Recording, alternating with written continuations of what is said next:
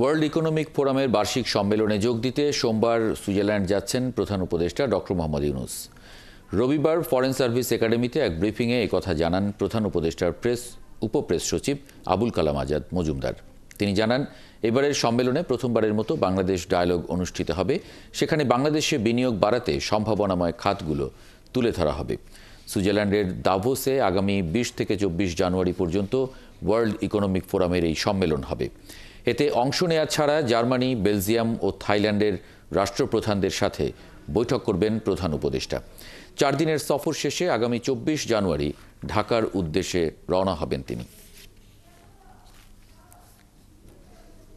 সুইজারল্যান্ডের উদ্দেশ্যে যাত্রা করবেন। ওয়ার্ল্ড ইকোনমিক আগামীকাল রাত 1টায় বাংলাদেশ ছেড়ে সুইজারল্যান্ডের উদ্দেশ্যে রওনা হবেন এবং 4 দিনের এই সফর শেষে 25 জানুয়ারি উনি দেশে ফিরে আসবেন। 4 জন সরকার এবং রাষ্ট্রপ্রধান ছাড়াও আরও বেশ কিছু গুরুত্বপূর্ণ ব্যক্তির সাথে উনি এখানে এবং বিজনেস লিডার তাদের সাথে মিটিং করবেন। বাংলাদেশ বিষয়ক একটা সেপারেট ডায়ালগ হবে। উন্নত দেশগুলোই এ ধরনের ফোরামে এই জাতীয় ডায়ালগ করার সুযোগ পায়। বাংলাদেশ ডাব্লিউ ইকোনমিক ফোরামে প্রথমবারের মতো এই ধরনের ডায়ালগে অংশ নেওয়ার সুযোগ পেয়েছে।